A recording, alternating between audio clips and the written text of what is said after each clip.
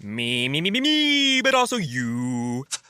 The Pharaoh fast forwards his favorite foreign film, Powder Donut. Okay, what's my line? The only line I see here on the script is get options based on your budget with the Name Your Price tool from Progressive. Oh man, that's a tongue twister, huh? I'm sorry, I'm gonna need a few more minutes. Bulbous Walrus, the Bulbous Walrus. The Name Your Price tool, only from Progressive. The owl ran afoul of the comatose coxswain. Progressive Casualty Insurance Company and affiliates. Price and coverage match limited by state law. Switching to Geico is a good idea, especially when you consider everything. First off, Geico makes it easy to switch. They have licensed agents available 24/7 online or over the phone. But if it's so easy, you might start thinking everything is easy, even big wave surfing. And it's not. It's actually quite difficult. Well, if you switch to Geico, you could save hundreds on car insurance. And you could keep saving by bundling your motorcycle, boat, and RV, plus your home or renter's insurance. But saving money might lead you to make some questionable purchases, like a 20-foot feather boa. And do you know how hard it is to clean a 20-foot feather boa? Well, they do have an industry-leading mobile app you can use to pay your bill, file and manage a claim, or add a new driver. But when life gets a little easier, it makes you too confident, and you start calling everyone Ace. And you're better than that. Well, Geico has a 97% customer satisfaction rating and has been saving people money for 85 years. It's hard to beat that. But you're right. Switch to Geico. It's obviously a good idea. Welcome, readers. Today on Book Chat, we are diving into the world of The Hunger Games. We are visiting book 1 in series, and we are sharing our thoughts on the book and its movie adaptation. Listen and find out if this story holds up 10 years later. Stay tuned. Today's episode is sponsored in part by Amazon Music. Check it out. It has 70 million songs, thousands of playlists. You can listen without commercials. Sign up today and get your first month for free using the Shelf Addiction link. Go to getamazonmusic.com/Shelf Addiction and sign up today. Again, the code is Shelf Addiction. The link is also in the show notes.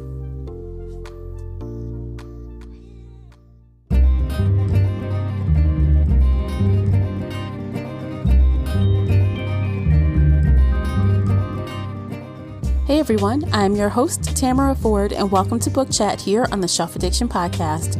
Participate in this discussion by joining the Facebook group Shelf Addiction Official. I hope to hear your thoughts on today's topic. You can always find me and Casey on Twitter and Instagram.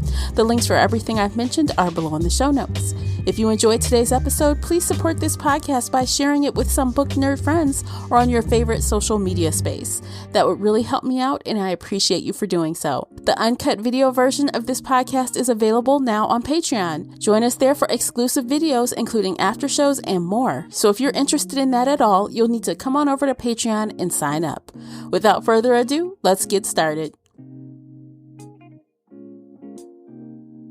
Hey guys, welcome back to the podcast. Joining me is feature co-host Casey from Heartful of Ink. Welcome back, Casey. Hello. I'm so excited to be here. Yes, I'm excited you're here as well. Today we are talking about The Hunger Games. Yes, dun, we are. Dun. Yeah, we are bringing that back it's a throwback, but we are bringing it up now. It's reread for me. It's new to you. Brand new read for me. Yes, I magically went through my entire life never reading The Hunger Games until this very moment. Yes, I'm excited that you did it. And I do know this is not your cup of tea. It is, but it isn't. I have varied opinions, and I will get into all of this momentarily. So for you guys who do not know about The Hunger Games, I mean, if you haven't heard of it, you've been under a rock. Come out from up under the rock. But I was under that rock too. I knew about it, but I never read it. Yeah. It's fun in the rock, isn't it, guys? Okay, I'll run down the book stats and then Casey will do the synopsis if you have no clue what this is about, just so you are in the loop. So Hunger Games was first published September 14th, 2008 by Scholastic. The audiobook came out that same year by Scholastic Audio, but they have a really fun special edition that they did in 2018. So it came out October 30th, 2018, again by Scholastic, and it was narrated by Tatiana Maslany. Yes. Love so her. Before we started, guys, I was like, her name seems so familiar. I think it's the girl from Orphan I love her. Yes! Love her so much. She has an amazing voice, you guys. So, the first time around, I read it. I read the book. I have the book on my shelves. This time around, I listened to the audiobook, and wow, I loved it. And I'm like, why do I love it so much? It's because of her. It's her voice. Mm-hmm. It's all the things. Mm-hmm. All right, Casey, run down the book synopsis for us. All right. The synopsis, which is on the back cover of the special edition as well, says, in the ruins of a place once known as North America lies the nation of Panem, a shining capital surrounded by 12 outlying districts. The capital keeps the districts in line by forcing them all to send one boy and one girl between the ages of 12 and 18 to participate in the annual Hunger Games, a fight to the death on live TV. 16-year-old Katniss Everdeen regards it as a death sentence when she steps forward to take her sister's place in the games. But Katniss has been close to death before, and survival for her is second nature. Still, if she is to win, she will have to start making choices that weigh against the survival of humanity and the life against love. All right. There we go. Dun, dun, dun. Okay, so Hunger Games, y'all. What were your thoughts? Okay, so for me, this was a reread. I first read it almost exactly 10 years ago. I looked it up. I read it August of 2011. This is July 2021. So it was almost exactly 10 years ago. And I loved it when I first read it. And I loved it now. I was shocked. I thought I was going to read this book and be like, it's trash. But that did not happen for me. I still enjoyed it. Now, maybe I was thinking about why did I love it, right? Why did I like it? I think a little bit of it was nostalgia, right? A little bit might have been because I really like Katniss. I really like Peeta's character. But also, I do feel like I read a lot of dark stuff nowadays with all the thrillers and murder mysteries and stuff. I read a lot of dark stuff. So this type of story, like this dystopian, like killed to the death type of thing, it might bother some people, but this kind of thing does not bother me. It doesn't seem that dark to me, but I read about serial killers. So there's that. And honestly, when I read it this time around, I did think it was a little softer than I thought it was when I first read it. When I first read it, I was like, wow, it's so outrageous. And oh my God, the dogs with the faces, it was like really like shocking to me and jarring to me 10 years ago. And now I'm like, oh, that's not really that bad. It doesn't read that bad. So I don't know. I can't explain those differences, but I still enjoyed the story. I still enjoyed, again, I did not read it this time I listened. So, but it sounded good to me. The story flowed to me. I got it done in 2 days and it was like 10 hours of listening, 10 hours of listening in 2 days, listening at 1.5 speed. That's really fast though. Like just in general. I listen to everything on 1.5 speed, so I think I'm just acclimated. It doesn't sound fast to me. Okay. Oh, okay. That's fair. Yeah. So what were your initial impressions, Casey? So I knew the basic storyline of the Hunger Games, because even though I was living under my rock, I heard about it. My sisters read it. My friends read it. Everybody told me to read it. And I planned on reading it. I just never got around to it. It wasn't the violence that upset me or anything like that. Again, we just read An Ember in the Ashes, which was much worse. Oh my God, that book is so much more violent compared to the Hunger Games. But it was Katniss's voice and her personality or lack thereof that really rubbed me the wrong way. How do I put this politely? She's borderline sociopathic. Really? Like she has no emotions. She knows she doesn't have emotions, and she like questions how she should respond to things. Other than Prim and Rue, like she lets little children into her heart and she gets emotional about them. But, you know, in the beginning, when Peeta is nice to her and his dad gives her cookies and she's like, oh my God, he's just being nice to me so he can kill me. I should be nice to him so I can kill him. And I'm just like, this is the sort of a serial killer, right? This is a sociopath. This is somebody who... The only thing that makes me question that is like the setting, though.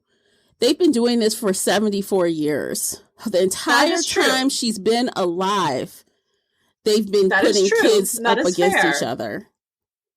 But she was this way before she started the Hunger Games. Like, she called her mother shit. She was not impressed by anybody else in the town. She had no feelings for anybody except for Prim and Gale. And even Gale, she was like, he's just around and I'm comfortable with him. And later, yeah, she's like, oh, I miss him and oh, I have feelings for him. But, you know, the first time she sees him, he's like, yeah, it's not romantic. He's just comfortable like a shoe. And I'm like, are you the budding serial killer of Ted Bundy? Like, what is happening here? I don't know. I didn't read it that way at all. I just kind of felt like, okay, I feel like in my old age, I have become more emotional. When I was younger, I was definitely more cutthroat when it came to emotions. Mm-hmm. I did not find myself opening very well. So I think I can kind of relate to Katniss in that respect. And as far as being kind of mean toward her mother, I understand that as well. I've never been mean to my mother, but I can imagine when you feel like you've been abandoned by a parent, mm-hmm. you would feel anger toward them.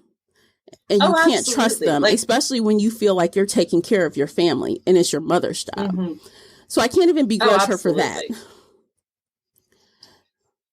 It was, again, you know, the whole setting, the world, absolutely. Nobody's going to come out of this world unscathed without massive amounts of PTSD and trauma and need eons of therapy. Like, absolutely. But it was so stark with Katniss compared to Prim and how emotional Prim was and how open and loving and caring she was. And even the other people around. Gale was open and emotional. Peeta was caring. Madge, the daughter of the mayor, was deluded and kind of stupid, but sweet underneath. And yeah, she had so much stuff and food that she didn't have to understand what Katniss did. And so I do understand that, and I can grant her that. But starting this book and just reading it, it was so cut and dry and so, again, sociopathic is the word that kept coming to my mind. Well, that says something because I liked it. I like Katniss. I feel like she's grown as a character in this story. She didn't end where she started. She's definitely she definitely grew. Yeah. She's definitely not a touchy-feely person. And, you know, some people, and I'm okay with that, some people just aren't like that. You know what I'm saying? It's just not in them to be like that. Yeah, you guys, as we continue, I am shocked. Casey and I have never been so far apart. Never. I'm shocked. Oh my God. Yeah. So, no, it was good, but I just did not like Katniss or the voice or the style of writing. Like, I love this world. I think I would have really loved reading the story from Peeta's point of view. Like, this is one of the very few things where I would absolutely jump at the chance to read it from the male perspective. We've talked about this in one of our podcasts, right? Where we were like, no, I think so. Yeah.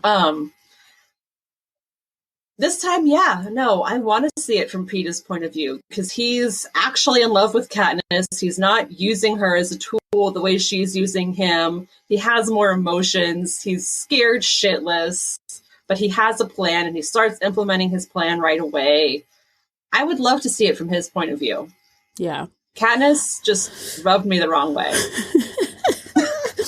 And you know, about the point of view, like I've been known to say before, I'm not the first one to love a first person point of view story. It hit right all the time for me, but in this case, I didn't mind it because I think if I didn't have first person point of view, it would have been even harder to connect with her because you wouldn't have known any of the motivations behind why she acts this way, why she, you know, it would have been even harder. I think from Peeta's point of view, it could have been interesting to get a different, maybe if it alternated when they were in the game, because it would have been interesting to see how he sees her.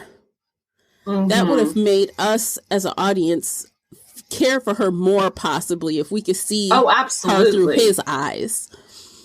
But I wouldn't have want the whole story from his point of view. I would. I want to see it all. Well, you know, like to contrast that though, in the movie, that is what happened. We kind of got to see from different perspectives in the movie versus the book when it's only Katniss's perspective. Yes. And I enjoyed the movie quite well. Like, it was very much just her personality in the book that was rubbing me the wrong way. Jennifer Lawrence felt much softer in the movie than she was in the book, although she had that cold, remote, like deadly vibe going for her.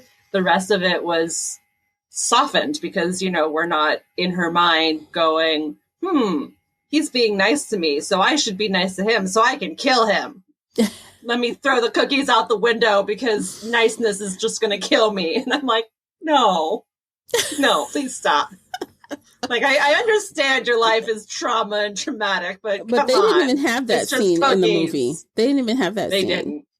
And I get it because honestly, and I understand where she's coming from. I do, because you watch these games on TV. You're forced to every year. Everyone watches, like the damn Olympics, right? This is what you do. And as someone who knows that they may be thrust in there at any given year, you try to learn from what you're seeing on TV. You want to win. You don't want to die. Yeah. And I do think, like in the book specifically, yes, you know, Prem was softer and more emotional, but I think that's actually because of Katniss. Like, the scenes with Prem, she treats her in a way that is kind. But she doesn't treat anybody else. Right. Yeah. So that tells me she's not psychotic because she treats her sister with love and affection. It's Prim and Rue, and everybody else is just a tool for her to use. I don't know. She likes Peeta. She does. She likes him. She doesn't want to admit it because she does. She doesn't want to admit it because if she allows herself to like him, who wants to kill someone you like? If you're going into a game where you know one can come out, I promised my sister I would try to win. That means I'm killing people. That is a fact. And I don't care if you threw me some bread. That's nice, thank you. But if I have to fucking kill you, I'm not going to want to befriend you. I'm not. That's fair. It makes it harder. Why would I do that to myself? But even at the end, after they won and, you know, they're coming out as the couple and on top of everything, it really, to me, felt like she was still using him and viewing him as a tool. Mm-hmm. Like, he's just a bow and arrow to her to make sure she's safe and her sister is safe. It's not that she likes him or hates him or... I think she likes him. I think she doesn't know. More indifferent? Yeah. I think she likes him, but I don't think she knows she likes him. Like, you know what I mean? Like, okay, he's cool. Mm-hmm. We got along. We were able to do this thing, but I don't know if these feelings that I was pretending could be real or not. Because I was playing a game. So she has no idea how she really feels about him because in her mind, she was playing a game to win. So that's fair. I don't know. I'm thinking as a young person, as a 17-year-old or whatever, you don't know what the fuck is going on. You're like, I'm playing this game. Now we're out of it. Do we go back to how we were before? What happens? How did I feel about that? That's fair. Yeah. I don't know. I just feel like I have a softness toward Katniss because I feel like Like I said, I was not, and I'm still not really very emotional, but I've gotten a lot softer around the edges, so to speak. My edges used to be sharper. And no, I wasn't abandoned or anything. But, you know, for whatever reason, I had emotional shields up. So I think that's why she doesn't bother me as much. I don't know. I just like her. I feel for her. Like, I feel like that's a shitty situation. And it's like, I know if I were thrust in the Hunger Games, people be like, that bitch is the baddest bitch because she don't like no fucking body. And that is how I would act. I would vote for you. I would bet money on you winning the Hunger Games. 100%. I mean, how big is your will to live is the question. And yes, that's true. Do you want to be a martyr? Like Peter at the end, he's like, look, I'm about to die. And I think the book handled the ending part a little better than the movie, because in the book, you could tell like Peter was about to die there. In the movie, he was running and stuff at the end. He wasn't like on death's door. In the book, he's like, look, just kill me. I'm going to die anyway. Right. So he's taking one for the team, basically. In the movie, it wasn't quite like that. No, again, this is why I want to read it from his point of view, because he's so emotional, because he loves her so much and he's ready to die for her so many times. Like, but especially right there at the end, he's like, this is it. You win. You go. Kill me. It's fine. It doesn't matter. And no, I still see her as using him as a tool. Like I never felt the connection from her side in the movie or in the book. It really always felt to me like he was just a tool for her.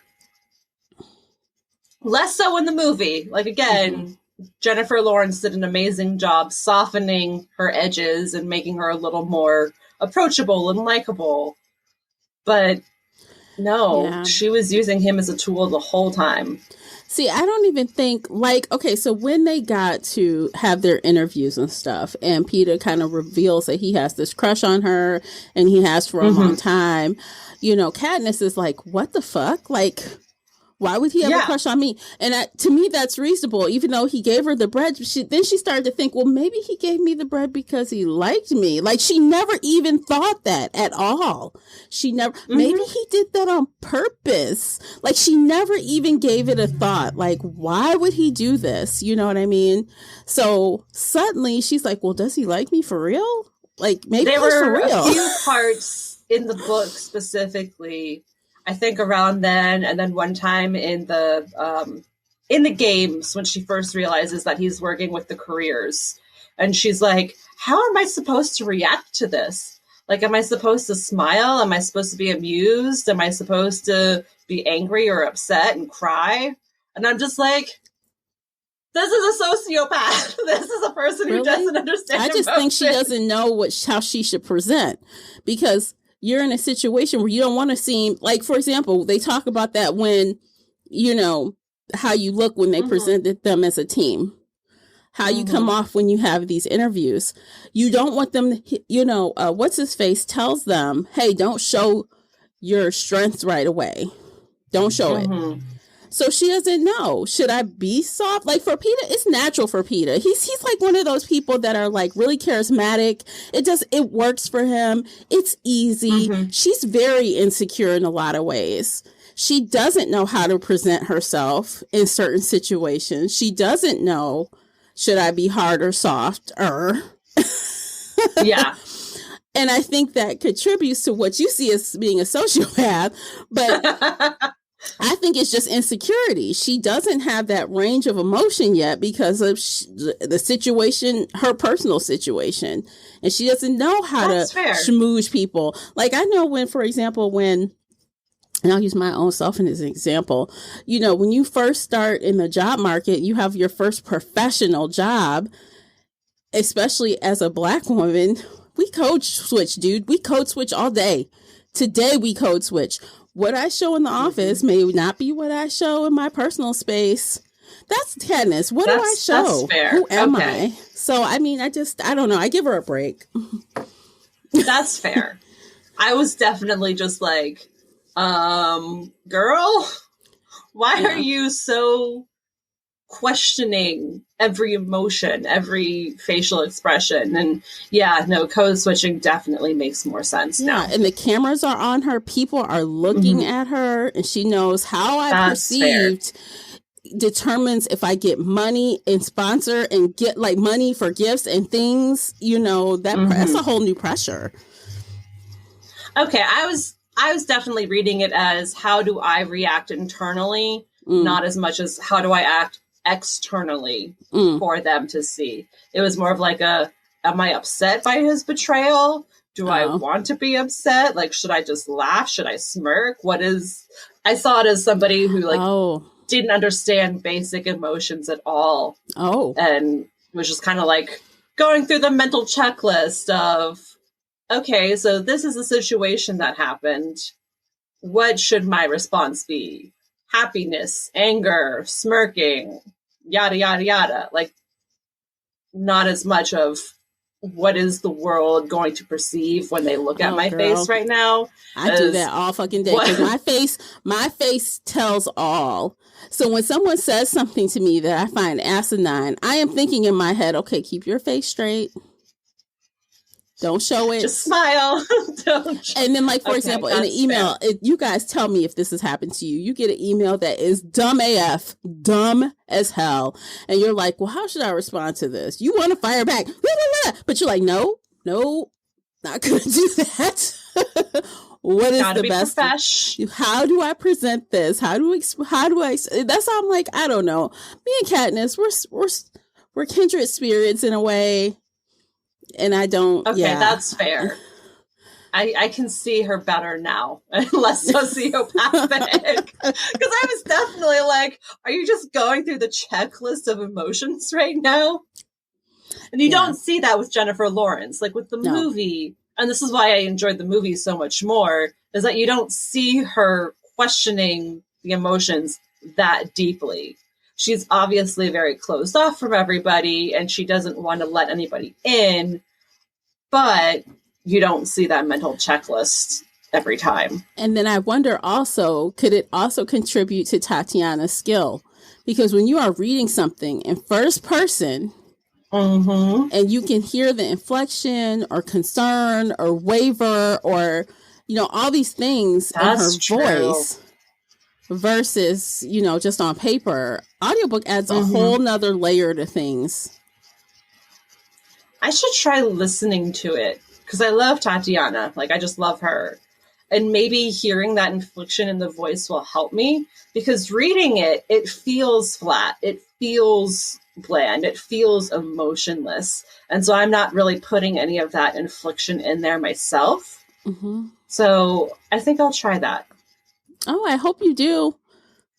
I will let you know. Yeah, please do. Because, I wholeheartedly expected to be shitting all over this book, because that whole does it hold up thing that always makes me nervous, especially when it's been so long, because, I had that, not a fail necessarily, but with the whole Daughter of Smoke and Bone, I felt let down by that reread. Oh, absolutely. I loved that series when we first read it, or when I first read it. And then when we reread it, same. Not at all. So I always get nervous when it's a huge time gap, and then when I reread something. But in this case, I was surprisingly happy that I felt like it held up. I wouldn't change my rating.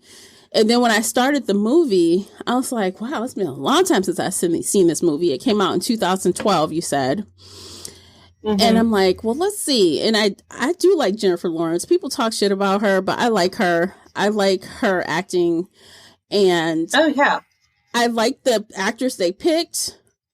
I was excited when I started the movie. I'm like, oh yeah, it's going to be good. Oh, yeah. And it was good. I love this movie. I would absolutely rewatch the movie. Jennifer Lawrence killed it. Would you keep watching the movies? Now, I can tell I'm not sure if you would read more books, but would you watch more? Switching to Geico is a good idea, especially when you consider everything. First off, Geico makes it easy to switch. They have licensed agents available 24/7 online or over the phone. But if it's so easy, you might start thinking everything is easy, even big wave surfing. And it's not. It's actually quite difficult. Well, if you switch to Geico, you could save hundreds on car insurance. And you could keep saving by bundling your motorcycle, boat, and RV, plus your home or renter's insurance. But saving money might lead you to make some questionable purchases, like a 20-foot feather boa. And do you know how hard it is to clean a 20-foot feather boa? Well, they do have an industry-leading mobile app you can use to pay your bill, file and manage a claim, or add a new driver. But when life gets a little easier, it makes you too confident, and you start calling everyone Ace. And you're better than that. Well, Geico has a 97% customer satisfaction rating and has been saving people money for 85 years. It's hard to beat that. But you're right. Switch to Geico. It's obviously a good idea. Movies. I think yes.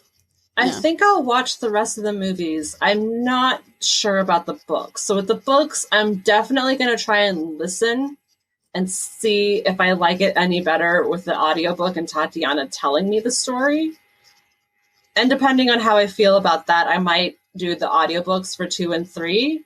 Mm-hmm. But I don't think I will actually read the books. But I'll definitely watch the movies and possibly listen to the audiobooks. So you've kind of swayed me in this conversation. Because before we started talking, I was like, nope, I'm done with the books. Never again. Mm-hmm. Maybe watch the movies someday, but that's it. Mm-hmm. And now I'm like, maybe. I'll give the audiobooks a try. Okay. Because honestly, the movie, it was very close to the books. They made some changes and they were smart changes. The changes they made were smart and they fit. And, you know, you could point out, like I found a couple articles that point out the differences.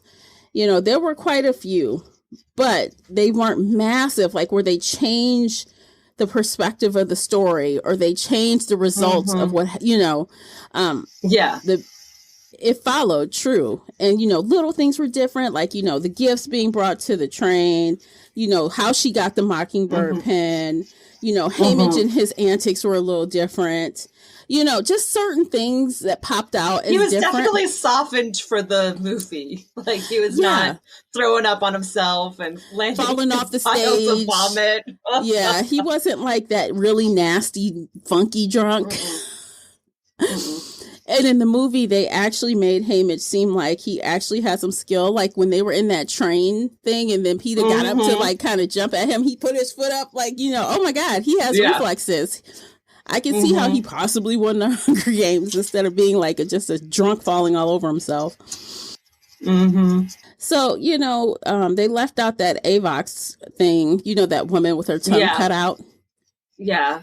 That was another thing that really bothered me in the book is that they would have weird random flashbacks all the time in the middle of a scene and it never felt like it fit.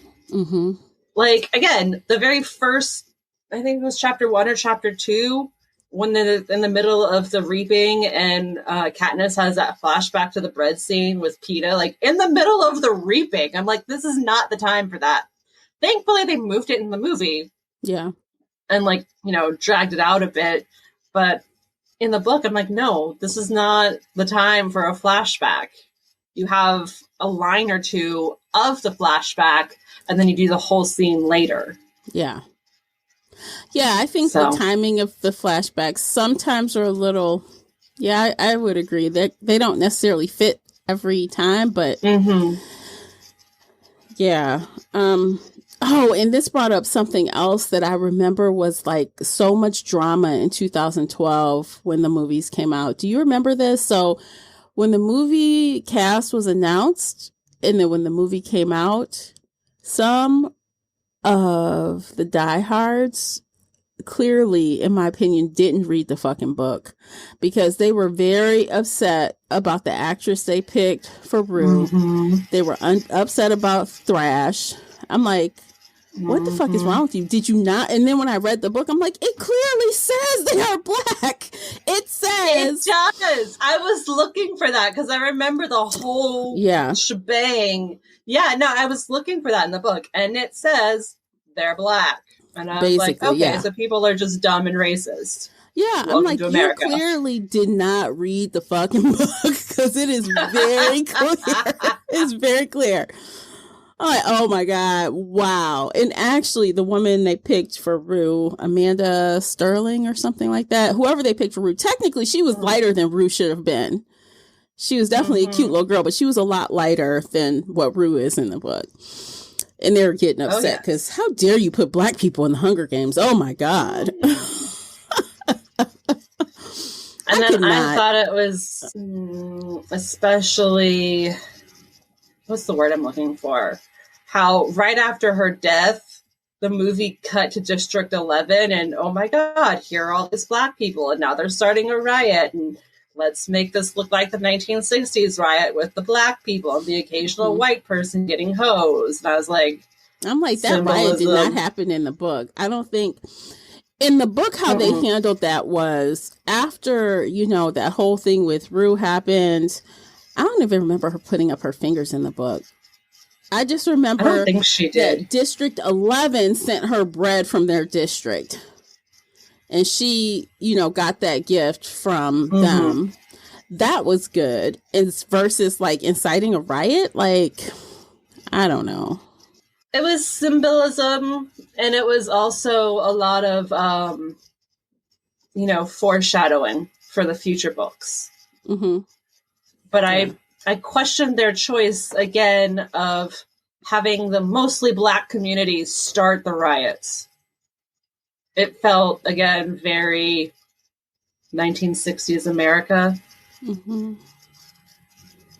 Yeah, that was a choice that the movie chose. I would love to know why they chose to do that. Yeah, I would definitely want to sit down and talk with somebody about why this. Like, I'm glad you kept Rue Black, but did this really have to happen? Did you have to make it this way?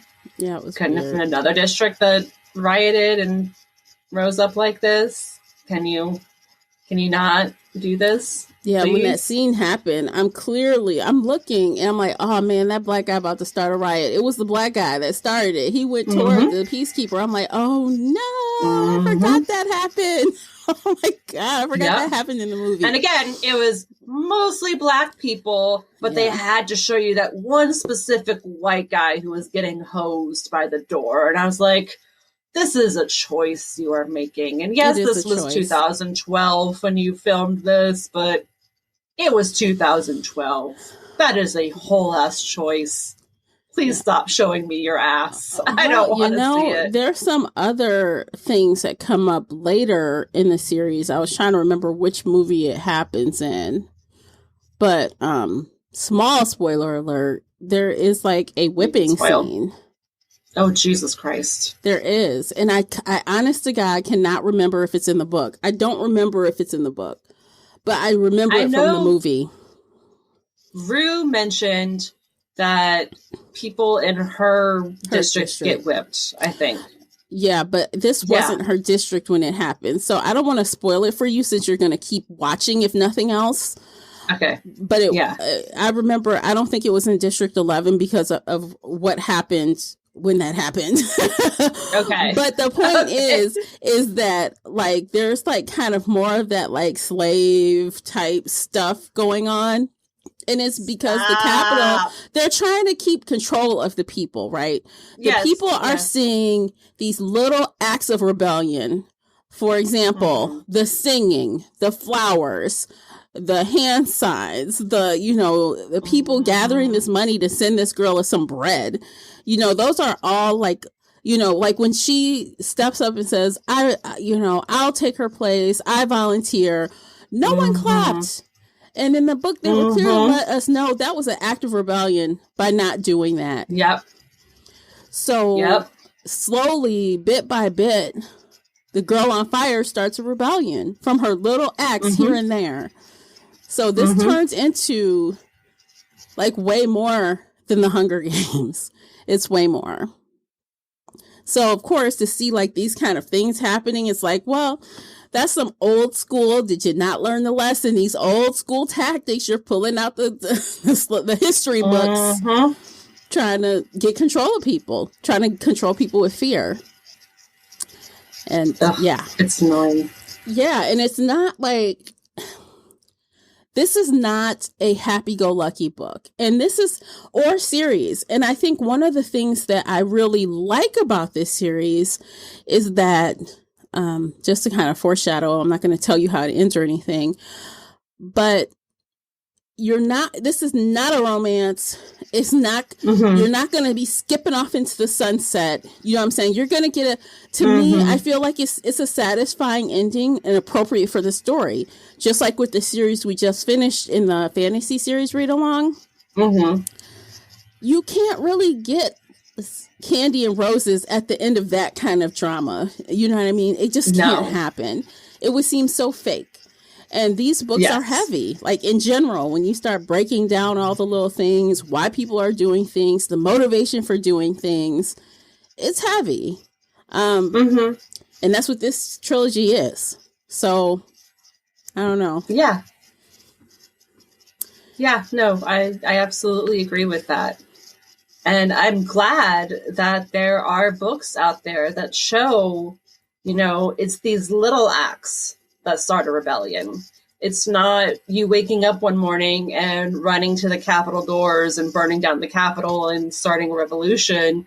It starts with standing up for your sister. It starts with protecting the little girls. It starts with, buying bread for somebody. It starts with showing respect to people who are on your same level.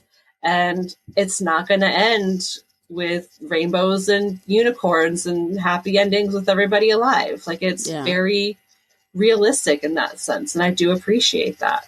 Yeah. Yeah.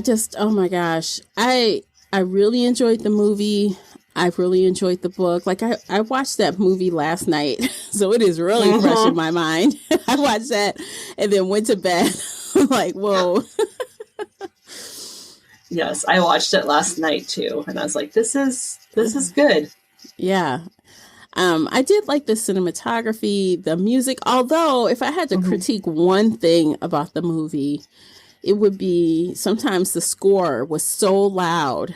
The score and the music would be like really blaring, and then this next scene, you'll have the tone or the volume of the talking would be much lower. So it's really loud, quiet. And that's like jarring to me sometimes.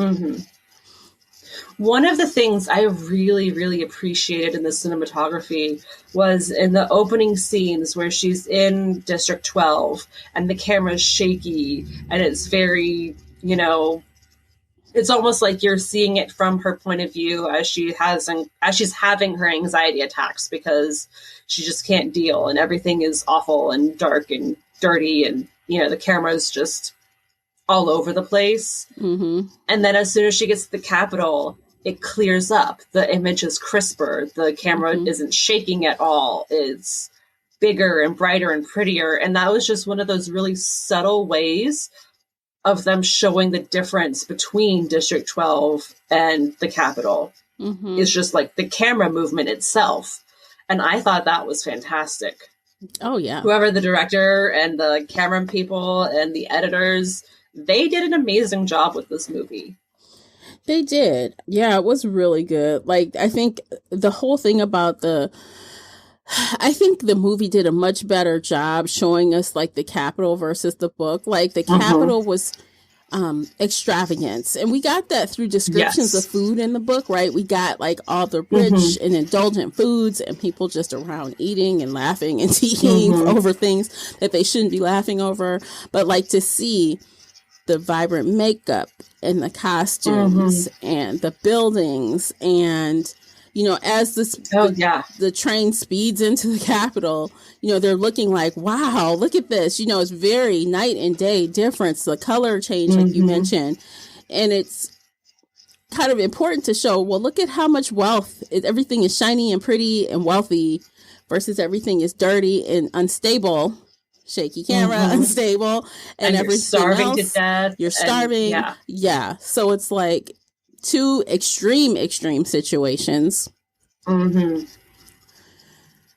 Yeah, no, in the book she would try to describe the Capitol and the people and she'd be like, this man with his orange hair and this woman with her green skin.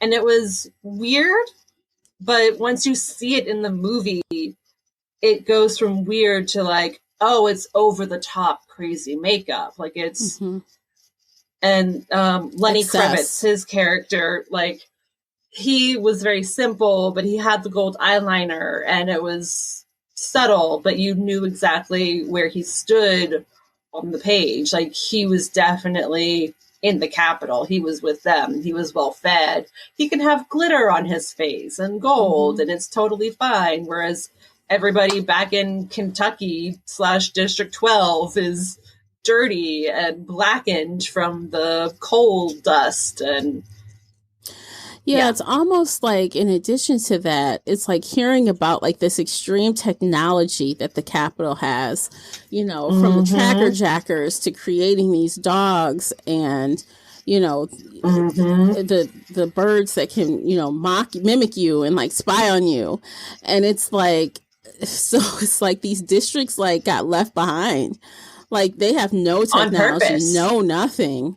Yeah. So you go here and they're changing your face like this with this click change, you know, step, your nails are different, your hair is different. And, you know, we're creating fire and creating rain and creating earthquakes and drying out rivers and lakes at the snap of a finger. And it's like so extremely technologically advanced in the Capitol. It's just, it really conflicts with how they treat people. Like, you know, we're treating people like we're in slavery, but you are so advanced. It's like direct clashing. Which is happening in America right now. Lord, right. I know. I know. So, which is ironic. It's like, okay, these things, they never die. It's the same. That was 10 years ago. This book was written over 10 years ago. You know, probably closer to 20 years. Yeah, 2008. It was originally published. Well, it was when it was published. Yeah. She was probably writing in like 2004, 2005. Yeah, yeah. If not earlier. So the more things change, the more things stay the same, right? It's like nothing changes. It's really sad. Nothing at all. Yeah, it's sad. Yeah. Like, dang, oh my gosh. And it's like, again, when you start like digging into the guts and the roots of the writing and the story and the plot, it's like, damn, that's fucked up. You know what I mean? It's like on the surface, oh, it's a game to the death. But beneath, it's all these other... It's so layered and it's so poignant for our generation, for the generations who've read this book. It's, yes, we can start a revolution, but start small. Start with kindness. Start with standing up for the little ones, you know? Yeah, in 2011, I don't know if people know what that means anymore. I mean, 2021. I said 2011. 2021, this year, you know, and last year, like this world, I don't want to get into it, but this world has changed a lot. You think we have 2 steps forward, we took a couple steps back. And we took 2 giant leaps backwards because some people are scared of needles. Yeah. Good God. This world, it's so crazy. And it's like, when you read things like this, it's like everyone has a crystal ball and can tell the future because we haven't learned anything, apparently. Nope. So, have you read the prequel book yet, or are you going to read it? Okay, so I had it on my list, but by the time it came out, I feel like I was so far removed from the Hunger Games, I did not want to read it. But now I'm going to read it. I'm going to listen to it on audiobook because the same narrator. And I'm not going to, I questioned if I wanted to continue reading the series again. I won't. I will skip to the new book because I know the new book is a prequel. So, you know, because I know what happens in the books through the end. Like this book really refreshed me and I started remembering a whole lot about this story. You know, about what happens next. And like my memory just came back to me and like whoosh, whoosh, whoosh. I'm like, oh my God. So, but yes, I think I will. Probably in the next book or two. It's what, like the first Hunger Games or something? I know it takes place long before Katniss is born. Yeah, I'm not sure. It's let's see. I just know it's a prequel. It's called A Ballad of Songbirds and Snakes. It's the morning of the reaping that will kick off the 10th annual Hunger Games. So the Hunger Games has started in this prequel, but it's only 10 years in. So, versus 74, which is what Katniss' story is. Oof. So, yeah. I'm curious to see what it's like. I'm down for it now. Actually, the narrator is different. It's Santino Fontana. It's a different narrator. Ooh. I thought it was going to be the same. Tell me. Yeah, I'll let you know, because now that I'm like in this vibe for the Hunger Games, like I do want to check it out before the moment is lost or gone. Yeah. Yeah. I'll let you know how it is, but I definitely don't have a desire to reread books 2 and 3. I just want to skip ahead. That's fair. That's fair. Yeah. I mean, because it's really heavy, you know, so it's kind of like, I don't want too much of it, just enough. Mm-hmm. Just enough to remember what happens, and then you can go read something else. Mm-hmm. Oh, yeah, which I have more murder and death to read after that. That's so light and happy and joyous. I know. Not too bad at all. No, not at all. And I'll throw some sexy vamps or some sexy fae in there. I'm still reading Iron Fae, although I took a week off from it. I still am I think I'm about halfway through the 3rd book now. So I took maybe 2 weeks off. I took a little bit of time off. But that's another conversation. So I'll get back to fae and bliss and fun in a minute. To palate cleanse, all the murder and death. Yep. You know how we do. Yes, we do. Yes, absolutely.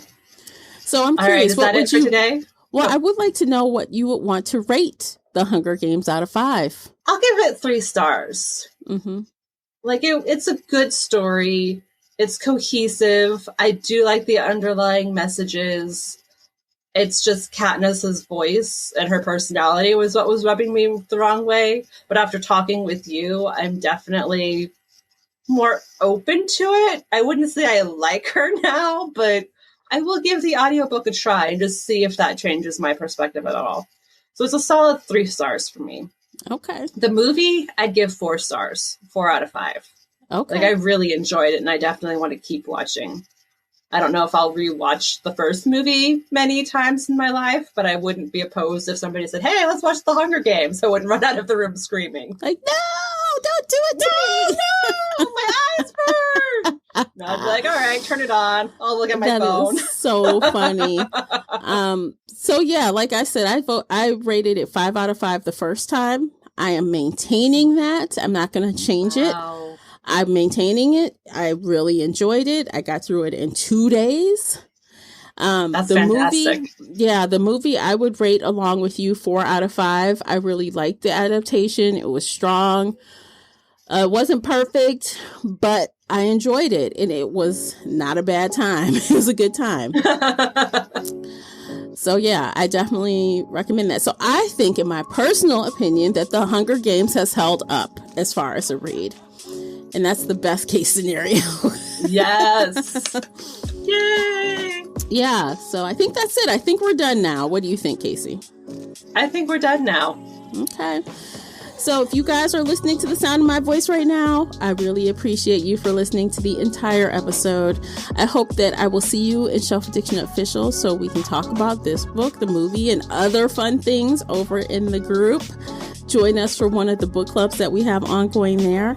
And that's it for today, guys. Let us know what you thought of this episode. You know where to find us online, links in the show notes.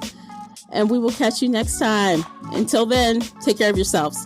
Bye, guys. Bye, everybody.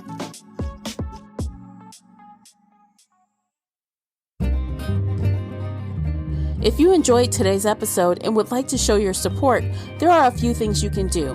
Head on over to Apple Podcasts and leave a positive 5-star review, or like this episode on your favorite podcast player. It seems so simple, but it really helps me out. You can share this podcast with other book nerd friends or on your favorite social media space. You can also join the Shelf Addiction Patreon family. For as little as $2 a month, you will help us produce even more awesome content for your ears.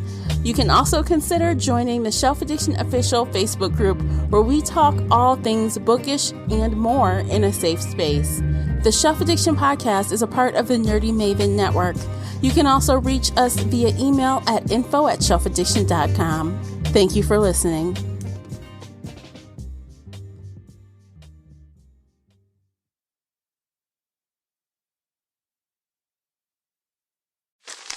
Me, but also you. The Pharaoh fast forwards his favorite foreign film, Powder Donut. Okay, what's my line? The only line I see here on the script is get options based on your budget with the name your price tool from Progressive. Oh man, that's a tongue twister, huh? I'm sorry, I'm gonna need a few more minutes. Bulbous Walrus, the Bulbous Walrus. The Name Your Price tool. Only from Progressive. The owl ran afoul of the comatose coxswain. Progressive Casualty Insurance Company and affiliates. Price and coverage match limited by state law. Minute Maid slushies are back at McDonald's. And if you'd like to thank me for that information, I'll gladly take a slushie. It's more than a drink. It's a McDonald's drink. Right now, treat yourself to a small Minute Maid slushie, like the new strawberry watermelon flavor for $1.59. Or try small McCafe frappes and smoothies for just $2. Price and participation may vary. Limited time only. Minute Maid is a trademark of the Coca-Cola Company.